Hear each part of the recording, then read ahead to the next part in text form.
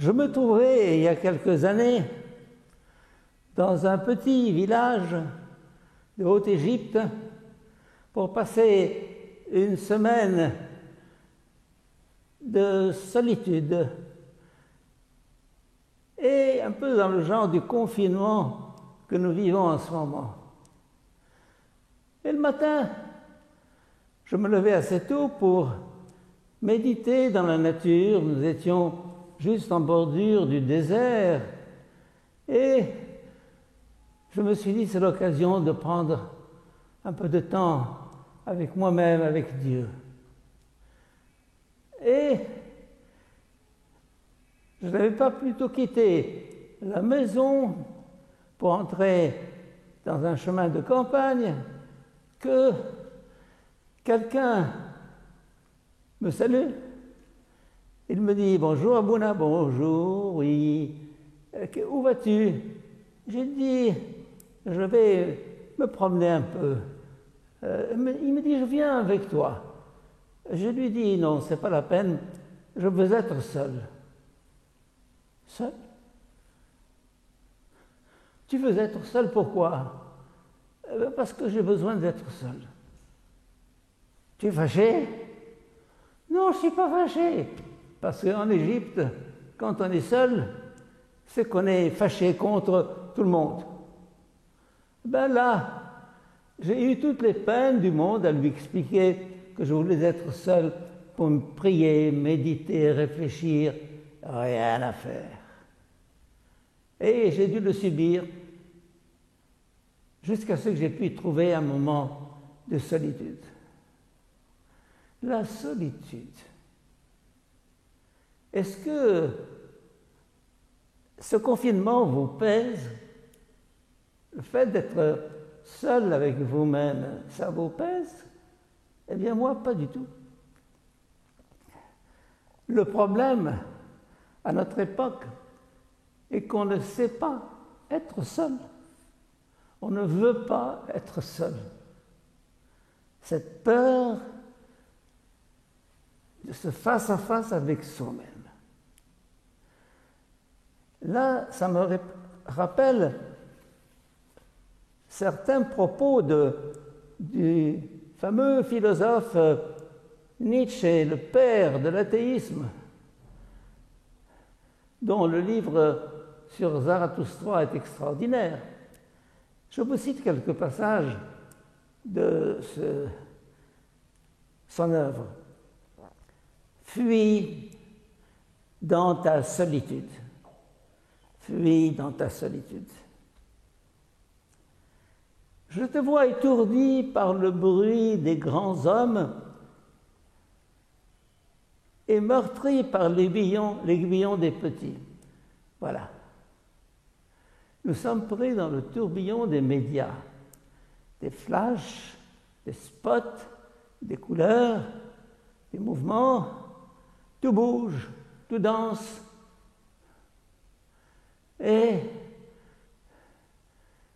ça, c'est la place publique. Tout ce qui est grand se passe loin de la place publique. La place publique. Actuellement, cette place publique, elle est dans nos chambres, dans nos portables, dans nos télévisions. Le besoin de s'étourdir, le besoin de noyer cette solitude dans le bruit et le mouvement. Et finalement, on perd la tête.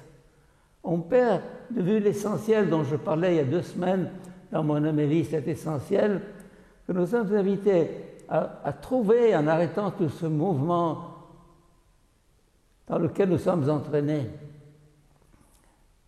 Et il me dit, je te vois, la forêt et le rocher savent se taire, ressemblent à l'arbre qui écoute silencieux, suspendu sur la mer. Nous avons perdu le contact avec la nature Et avec cette solitude dans laquelle s'enracinent, comme dit Nietzsche, les créateurs de valeurs nouvelles. Tu veux créer, tu veux découvrir, tu veux comprendre, entre dans ta solitude. Un des problèmes, justement, de notre temps, c'est un peu, je dirais, ce retour au sein maternel. Protecteur. Le sein maternel n'est plus un lieu, n'est plus le ventre de la maman, non. Le sein maternel actuellement, c'est le groupe. Le groupe.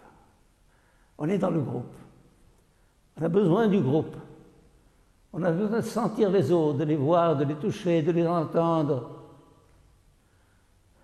Et on est là dans un étourdissement continuel.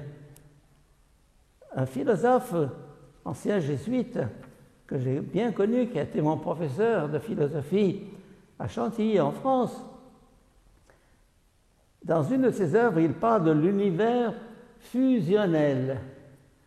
L'univers fusionnel de l'époque actuelle. On fusionne avec le groupe, avec la société, avec les nouvelles. Ce grand étourdissement, ce bruit continuel. Il parle aussi de l'extase érotique, c'est-à-dire, là encore, le sexe ou la drogue sont une manière pour nous de nous dissoudre dans le milieu, dans la société. Émerger comme indépendant dans sa liberté, dans son originalité, dans sa singularité, suppose d'être seul avec soi-même. Je ne suis jamais plus proche des autres que lorsque je suis seul. Étrange. Ben oui. Actuellement, par exemple, dans cette période de confinement, nous avons en communauté un quart d'heure chaque soir de silence devant le Saint-Sacrement. On est tous là, silencieux,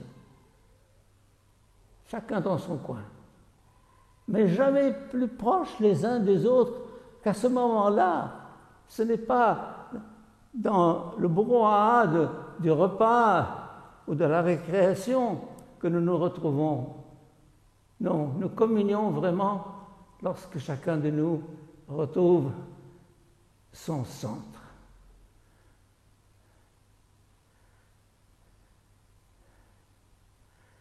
Ça, c'est la solitude pleine, car il y a une solitude vide aussi.